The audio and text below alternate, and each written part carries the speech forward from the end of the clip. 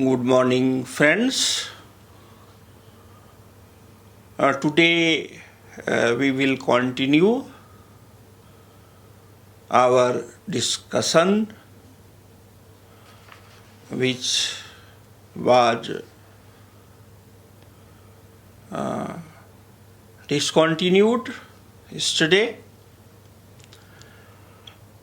to make your mind fresh. I was trying to underline the methodological innovation of Emile Durkheim in the elementary forms of religious life or religious experience. And I said that this method of contrast, that is opposite of comparative, the method of contrast is the foundation of path-breaking work of British social anthropologist Evans Pritchard, who was a student of Bronislaw Malinowski, but he worked as a colleague of A.R. Radcliffe Brown. He wrote two important monographs which were deeply influenced by Emile Durkheim's elementary forms of religious life. But it was also mediated by Bronislaw Malinowski's ethnography of the Trobriand island, where Malinowski used this book,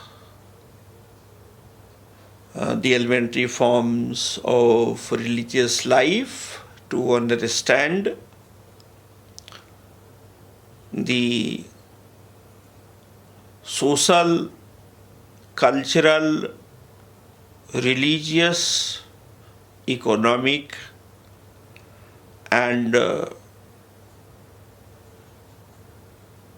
ritual kinship structure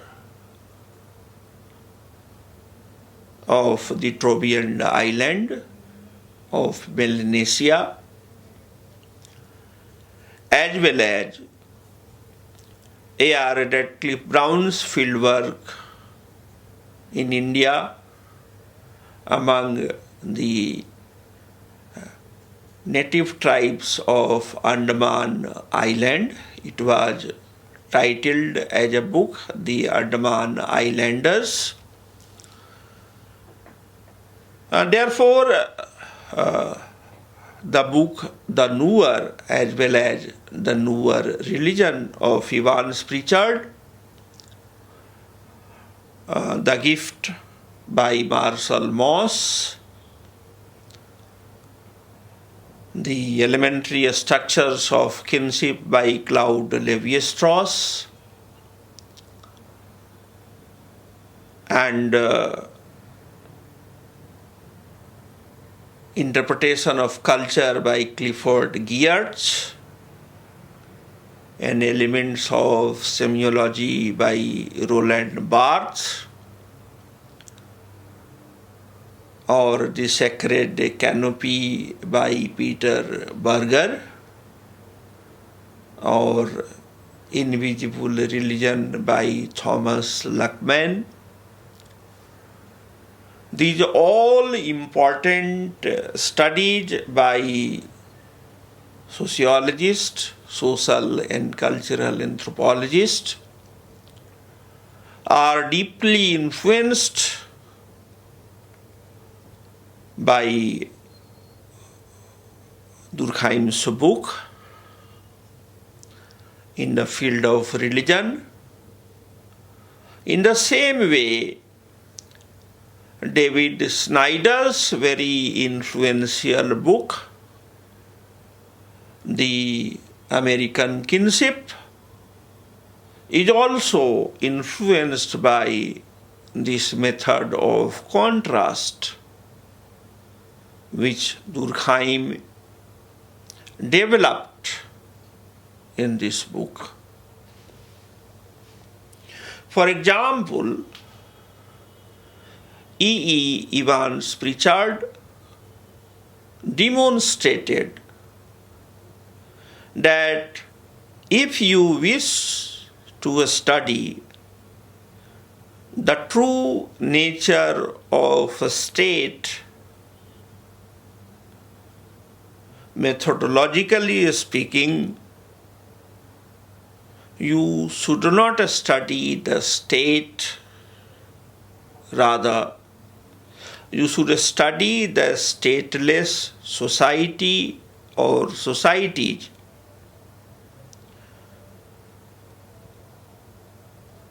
I will repeat. Following while Durkheim, Bronislaw Malinowski, A.R. Radcliffe Brown, E. Evans Pritchard demonstrated explicitly in his two ethnographic work on the Nuer of Africa that the method of contrast is a superior method than comparative method. For example, he said, he demonstrated, he underlined that if a researcher is interested in the study of the true nature or the elementary structure of the state as a political institution empowered to maintain law and order in society, he or she should not study the state as a functioning society, because as a member of that society in which that state is functioning, or as the citizen of the nation state, he or she will find it difficult to eliminate the natural bias as the member of that society or that nation state. Whereas if we go in a stateless society, then we try to understand how that society maintains law and order in that society without the developed institution of political state.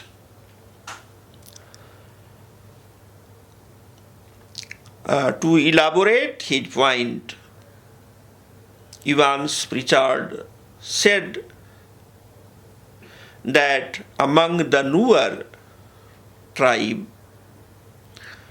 There is no state at the surface structure, but there is no disorder, no chaos,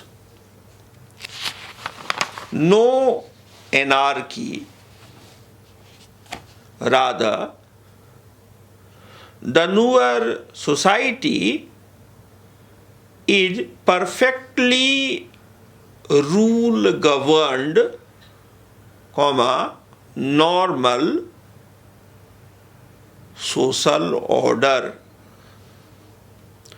According to Evans Pritchard, the region of this normal social order, rule governed stateless society of the newer, lies in the existence of well governed,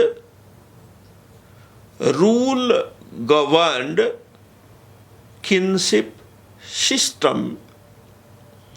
Kinship system among the newer performs the same role or plays the same function which the state institution or state system or state structure performs in modern societies governed around the institution of nation state and written constitution. In the same way, David Snyder demonstrated in his successful cult classic American Kinship, a cultural account, that although at surface structure there is no kinship system in American society, but American society is not culturally different from the tribal societies of Africa or Australia or Asia. The role of kinship anywhere in the world is performed by the norms, values, and cultural codes which defines the self of a person with others as a person related by blood or marriage. It is a difficult concept, and for first year students it may seem totally unfamiliar. Therefore, I will repeat it. According to David Snyder, in his cult classic American Kinship, a cultural account,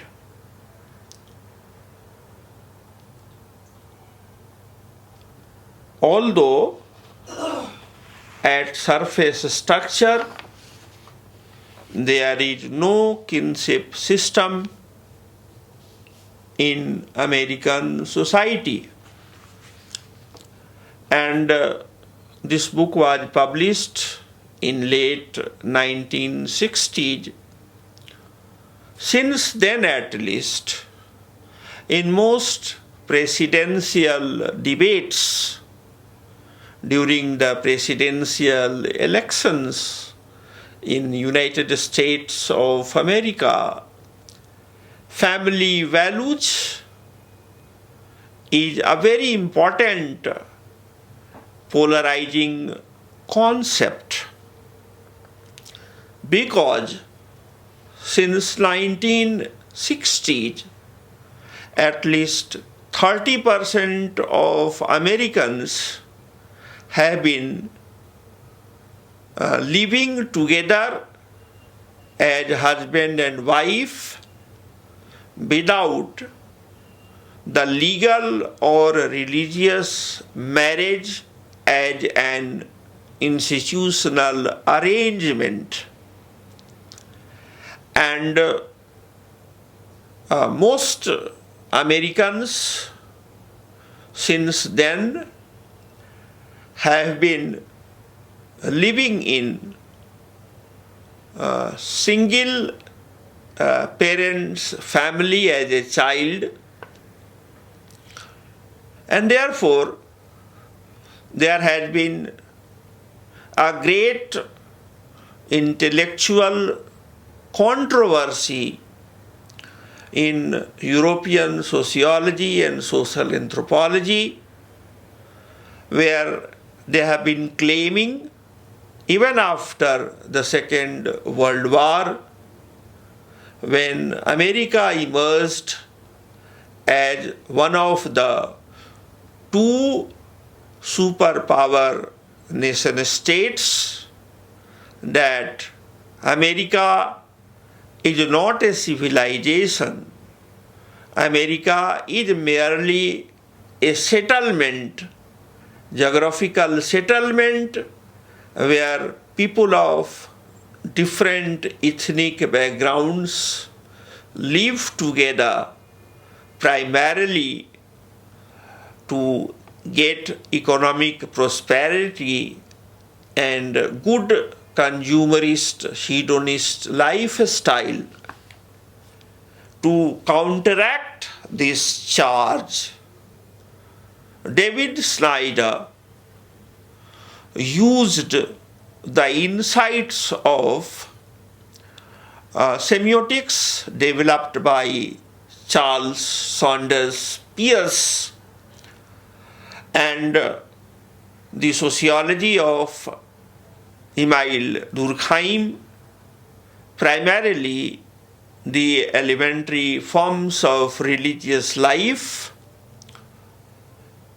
and like his counterpart in British social anthropology, although of a previous generation, E. Evans Pritchard, David Snyder also used the method developed by Durkheim, the method of contrast, and he is trying to say that as in the case of the Nuer, the stateless society maintains law and order without the independent existence of nation state as a political phenomena. In the same way, in American society, at surface structural level, there may not be a well-organized, well-developed kinship system, but the underlying system of kinship anywhere in the world is represented in American society as well by the values that is called the world of norms, values, and cultural codes, which defines the self of a person with others as a person related by blood or marriage. Such norms, values, and cultural codes very much exist at the deeper level in American culture. Now, this cannot be studied by the restricted code of social survey popular in American universities. Rather, it requires a much more deeper involvement with the elaborate code of American cultural discourse. Snyder's work is regarded as the bridge between Emile Durkheim's The Elementary Forms of Religious Life and Clifford Geertz's The Classical Cultural Anthropology or Sociology in American Academia. With this introduction, I would like to invite your attention to the concepts of animism, the concept of naturalism and totemism in the development of sociology of religion, particularly in the writings of Emile Durkheim, but also in the writings of Max Weber and Karl Marx at the implicit level. Now, please listen to the old recorded video on animism, naturism, and totemism, which I had given a little earlier for a larger audience. I think I'm not able to surpass the brilliance of that small lecture. Please enjoy it. Thank you. Now, let us come to this book, which I think all of you must have started reading. Uh, this is a complex book, but in comparison to many other books which you have read so far, this is coherent one.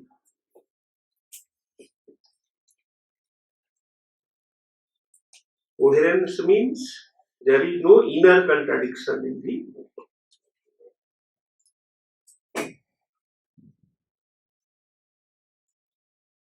There is some incoherence in Marx, but then there is a way out. It will divide him in two groups, early Marx and later Marx. There is also incoherence in Weber, but then you divide him into two groups as economic and legal theorist and a student of religion. Now, the good thing about Durkheim is that he was not contradictory, but it is not the strength. For example, Mahatma Gandhi said, and he is also some sort of a theorist of civilization, that coherence is not necessarily better.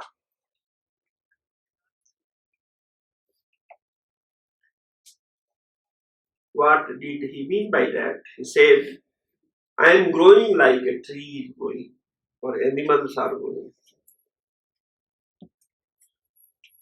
And he followed John Ruskin, who said, among the different species created by God, it is only the man, at least some of them refuse to grow. You know, they are so stubborn that they will refuse to grow. I was talking to one of my students today, and she asked me, when you taught me religion course in MPhil,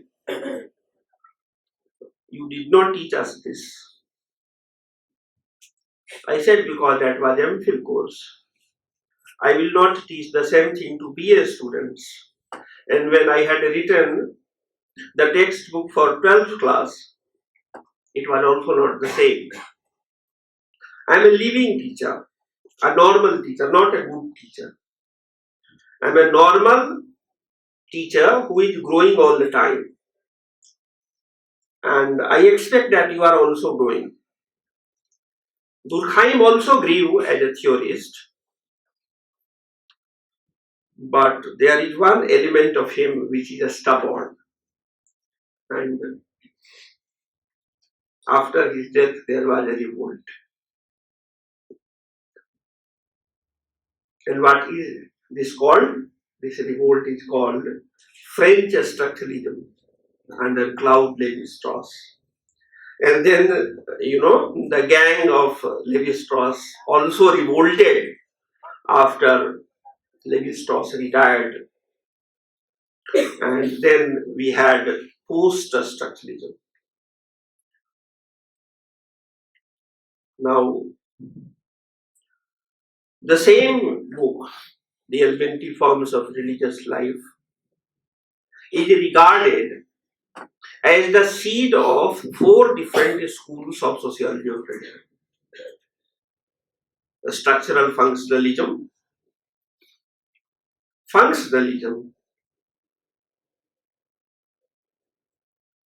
structuralism, and post-structuralism. Now, most students treat the first 3, that is structural functionalism and functionalism and French structuralism, as some sort of a coherent whole. These are like siblings, You have one father and one mother, but even then, the siblings or the sahodar, those who are born of the same womb, theoretical womb, are very different from each other. Take totemism, the whole book is centered around totemism of Arunta tribe of Australia. And Durkheim claims that Australian totemism is the most primitive form of developed religion. Are you getting the point? He's not saying that Arunta totemism is the most simple religion, which is not totemism according to Durkheim, in case you have read in the first section. That is animism. Animism is the first religion of man, followed by naturism, and third is totemism. Durkheim claims that animism and naturism, these are also religions, but these are religions of underdeveloped variety. He fortunately did not use the word savage. He also did not use the word barbarians, which others used among his contemporaries. He is very sophisticated among the 19th century theorists. He doesn't use these terms explicitly, savagery, barbarism, civilization. But it doesn't mean that he was not victim of this.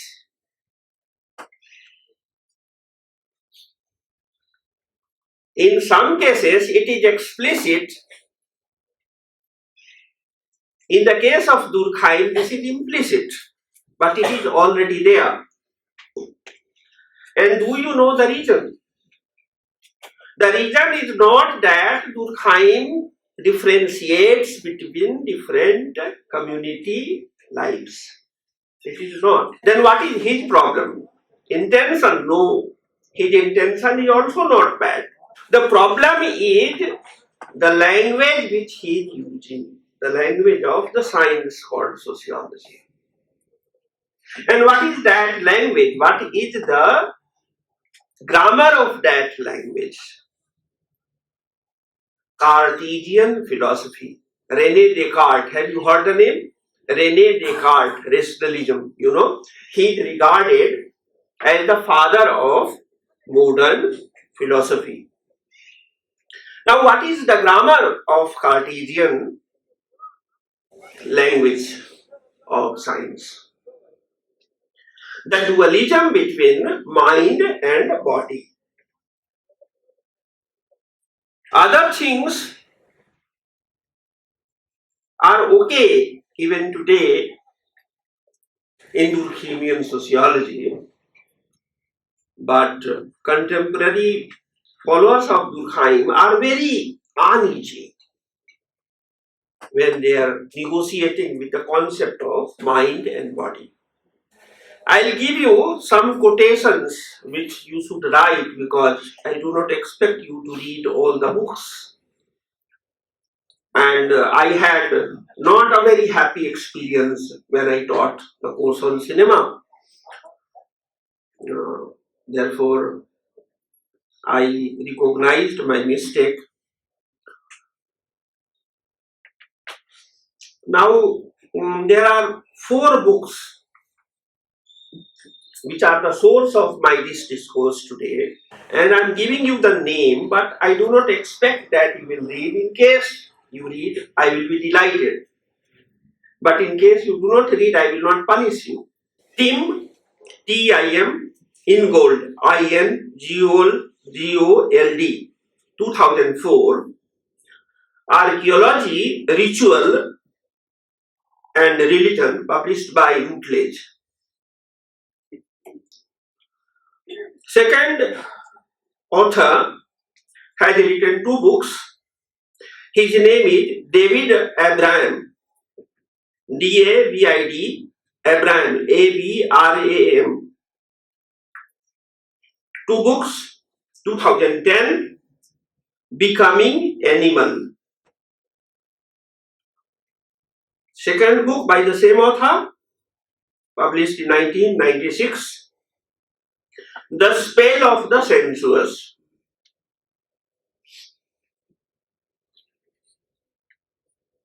Fourth book by a very famous social anthropologist. You must have heard his name, maybe read his book. His name is Adam Cooper. Adamkuper. 2005, Reinvention of Primitive Society. Transformation of a Myth. Second edition, again Routledge. Then the last author, 4th author, 5th book, David Hicks, Davidhicks, 2010. Ritual and Belief, Readings in the Anthropology of Religion, 3rd edition. And I am giving you quotations from this, please make a note. 2 other authors, but please don't read them, they are very difficult for 4th semester students. Bruno Latour, he is a philosopher of science.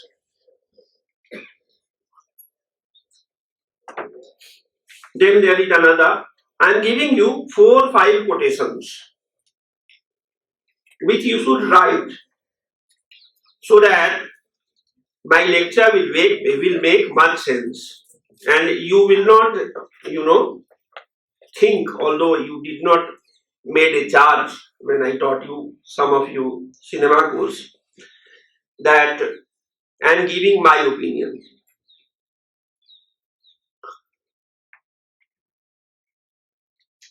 Bruno Latour says, you please make a note, all societies continue to animate, in comma, all societies continue to animate the world around them. Then his followers, Hallowell and Nurit Bird David, they refined it and they said, again right, animism is a relational epistemology. Then write the third quotation by Tim Ingold, the book I have already mentioned. Animists do not see themselves as separate from their environment. First sentence. Second sentence, not in continuation. Before I complete the second sentence, let me share a few things with you. I have been teaching theory, including social theory, for the last 30-35 years.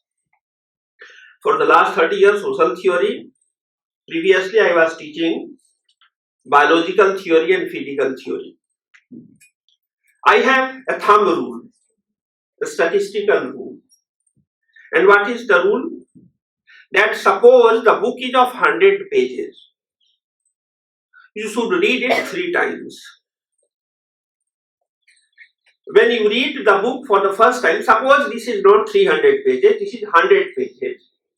Then when you read for the first time, make a summary of 10 pages. Then you read your 10-page summary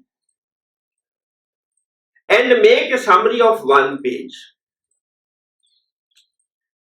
And then you read the summary of 1 page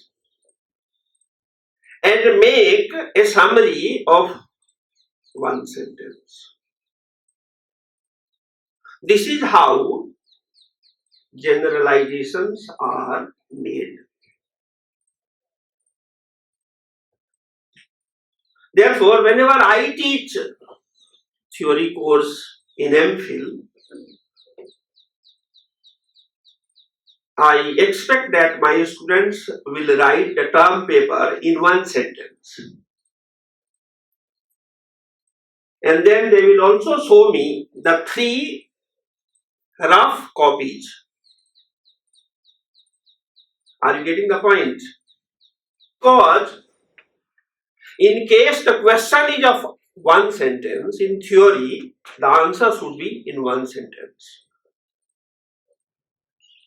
Otherwise, in this digital age, you are not going to survive. There is very tough competition.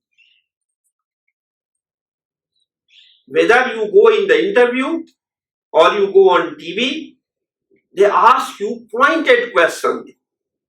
And there is no luxury of playing on words. Are you getting the point? And this is not possible even if you are Albert Einstein. It requires hard work. And this is not possible in case you are a victim of Cartesian dualism. You think that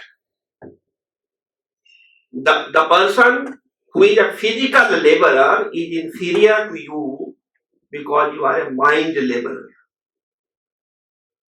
Are you getting the point?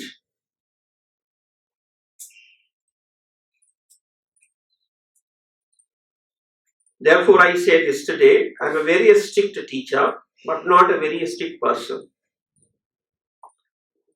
I expect you to do hard work, otherwise, both of us will be in trouble.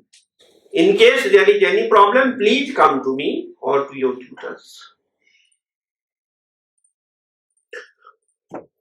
Now I am giving you the second sentence. This is the summary of 2 lines which I have made from Tom Ingold's 2004 books.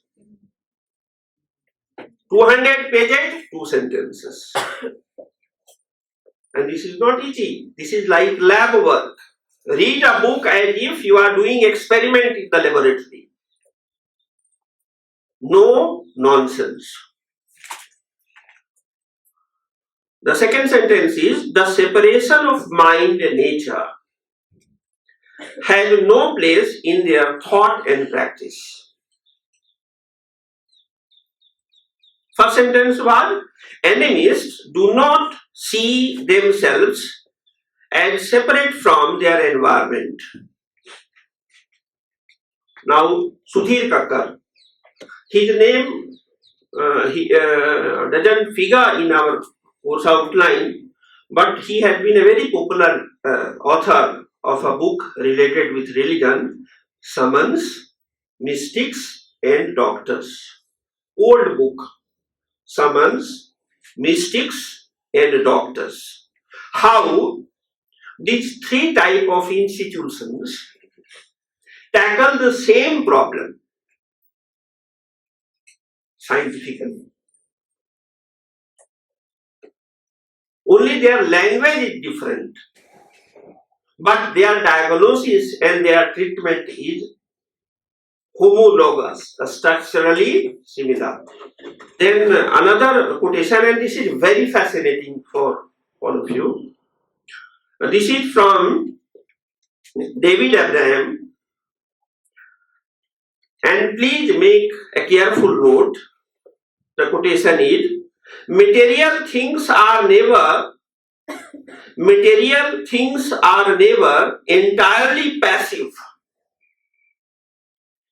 Material things are never entirely passive in our direct experience. And this is 2010 book, please remember. Second quotation is from another book published a little earlier, 1996, The Spell of the Sensuous. Animism is intensely ethical. Animism is intensely ethical and ecological. Animism is intensely ethical and ecological form of pluralist and a story-based cosmology. I will repeat. Animism is intensely ethical and ecological form of pluralist and a story-based cosmology. Now, these are revisions of Durkheim's theory of animism. What does it mean? These authors do not challenge Durkheim's formal theory of religion. Are you getting the point? They do not challenge the formal theory of religion given by Durkheim, but they disagree with his substantive theory of tribal religions.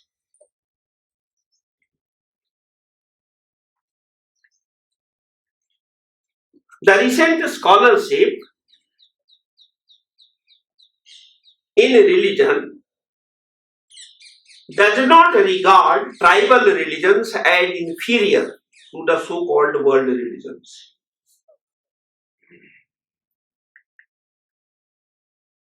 What does it mean? The founding fathers of sociology of religion considered only 6 world religions. Contemporary theorists disagree. Contemporary theorists say it is very arbitrary classification of religions into world religions and local religions. Why arbitrary? Because of 2 things. And for that I can recommend again 2 books which I do not expect you to read, but you must know. One is an old book written by Edward Said, Orientalism. And there is a new book, Provincializing Europe by Dipesh Chakravarti. Unfortunately, both were Marxists. As a result, there is a tendency among some theorists who are followers of Talmud Parsons, to regard it as a political argument, although they are making theoretical argument. Now the question is why? This question has been also tackled by two other theorists, and these are not Marxists. One is an American sociologist, his name is Matthew Marriott, and he is regarded as a semiologist. You know, sociology of religion has been studied primarily by two schools of thought. One is semiotics and the other is semiology. Semiology is usually associated with Durkheim's immediate followers, Marcel Mauss, Claude Lévi-Strauss, and the group around them, which included some Marxists like Maurice Godelier also. Louis Althusser was also influenced by it. It is called the school of semiology. And there is another school which studies religion as a symbolic system. And the popular name from that school is of Clifford Geertz, interpretation of culture, where he discusses, religious system. But please remember, he is a follower. The master of semiotics is a person called Charles Saunders Peirce. Peirce. Charles C. Saunders S. Peirce. Peirce.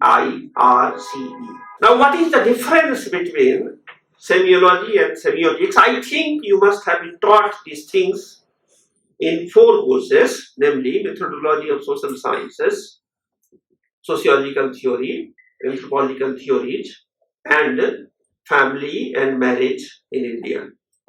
In case you have not been taught, then I apologize on the behalf of the center. The main difference in one sentence is something like this. In Catholic Church, there is an icon of Jesus Christ. Therefore, there has been a charge against the Catholics that they are idol worshippers. The charge was made by the Jewish community and the Muslim community. Where? In Europe. Mosque. There is no idol inside. But for outsiders, those who are non-Muslims, the very mosque becomes an idol. Are you getting the point? The very physical appearance of a mosque symbolizes that there may be a group of faithfuls, isn't it? Although there is no idol inside, but the very structure of the mosque symbolizes a moral community called the Ummah. In Gurudwara, that is again a temple, or Mandir, that is again a temple, or Buddhist monastery, which is again a temple. Suppose it is a Mandir, there will be idol. Suppose it is a Gurudwara, there will be no idol. Suppose it is a Buddhist monastery, it depends. Among the Savirvadis, that is wrongly called Hinayan, there will be no idol. But in Mahayana, there will be an idol. And in Vajrayana, there may not be an idol. What does it mean? In case you are studying different religious communities at one historical social entity, there will be multiple differences between the 4 types.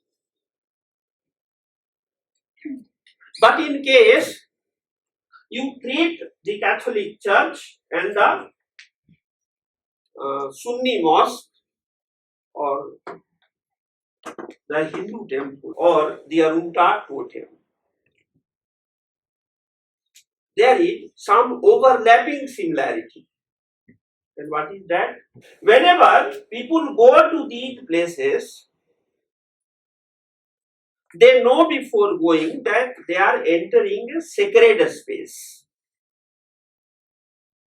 which is not profane. Therefore, the Durkheimian dichotomy between sacred and profane will apply to 4 types. About this, there is no difference between semiologists and semiotics people. But how to study them? Suppose you are studying Islam. You will have to follow a different theoretical strategy and methodological nuance. But in case you are studying not Islam, but the Muslim community, then your theoretical focus must change.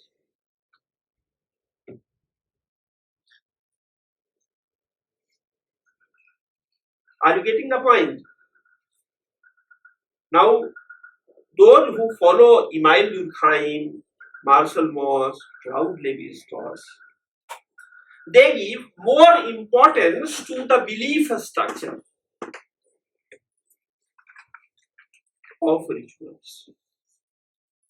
Please remember, belief structure of ritual and religious belief, these are theoretically 2 different things. Religious belief was studied by Max Weber. But Durkheim did not study religious belief. He studied a structure of rituals. And in the study of a structure of ritual, he also tried to interlink quantitative with the qualitative.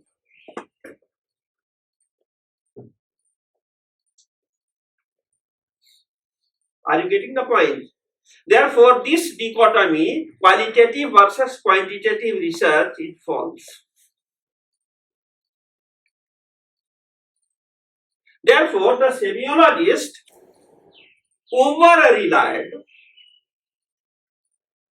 on the view of the priest or the clergy or the ulema. They over-relied on the religious experts of the community. And they tried to understand the structure of the Muslim mind, or the Christian mind, or the Hindu mind, or the totemic mind. And this theme had been dealt with by Claude Lévi-Strauss in a very famous book, The Savage Mind.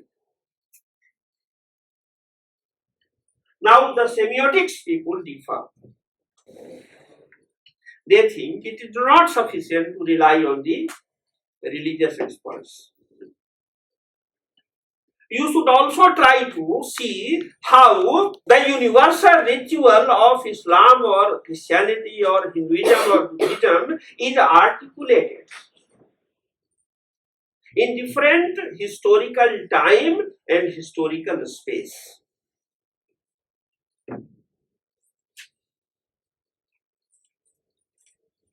Got it?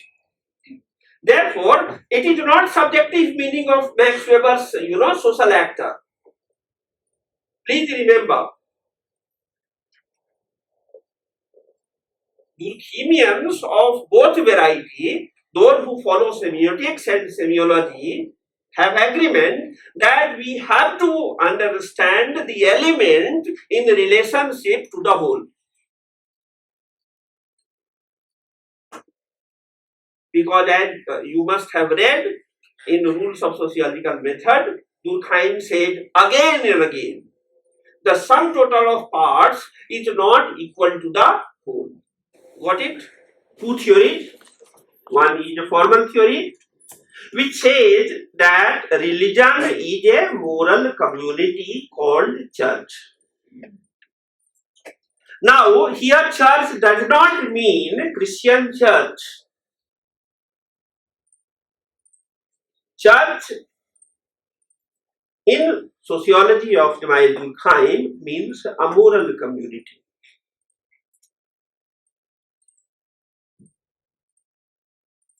And now, what is community or moral community?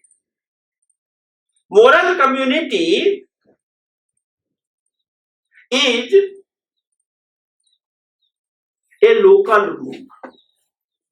Moral community is primarily a local group.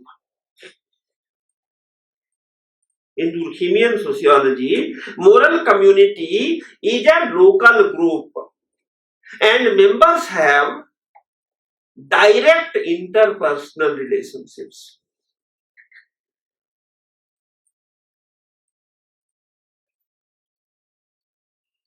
But it can be of three varieties. Okay? And these three varieties are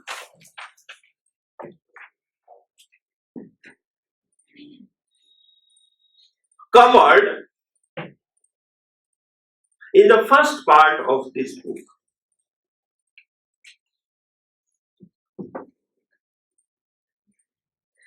Animism,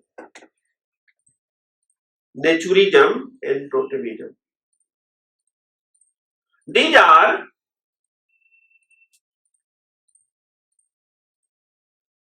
social ideology of three types of moral communities.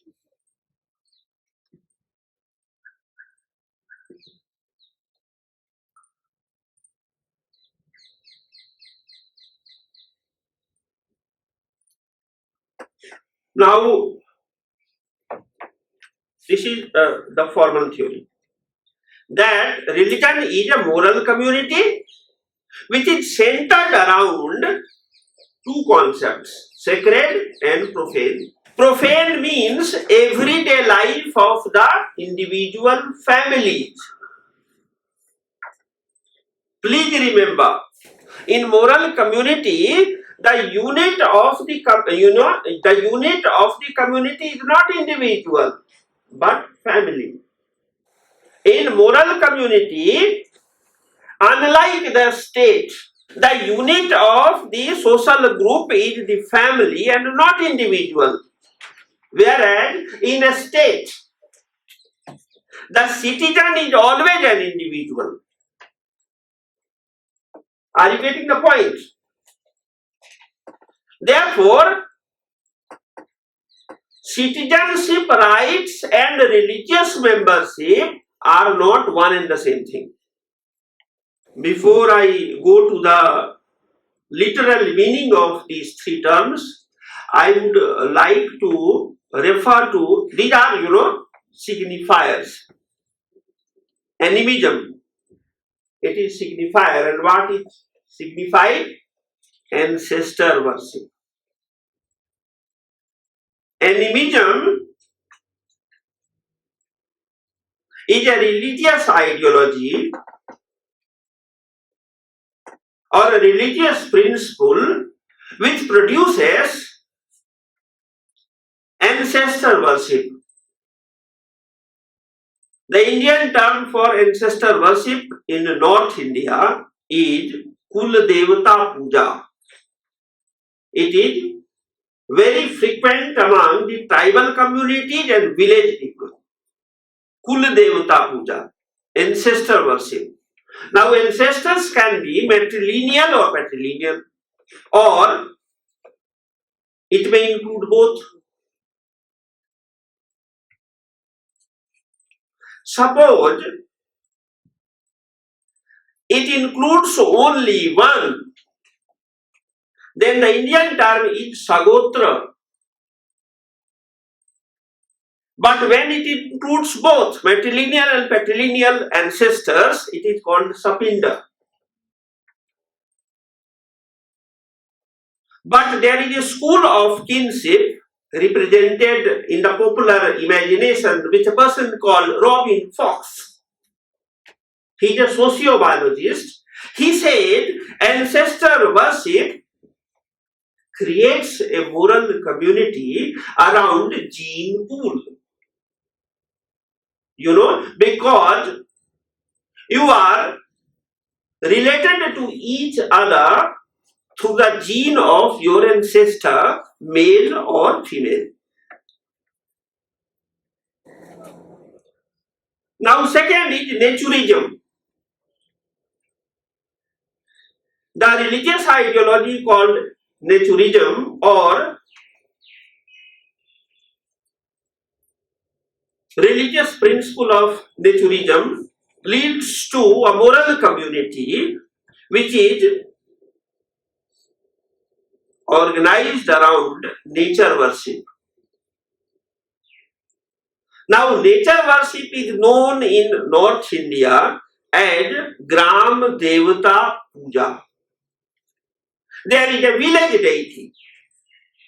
There is a village deity. In animism, you worship your ancestors. In naturism, you worship your village deity. And then there is a religious ideology called Totemism. And Durkheim says it is a third type of moral community which is neither centered around ancestors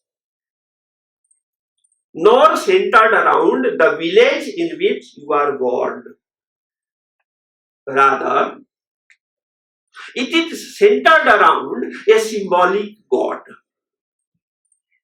abstract God.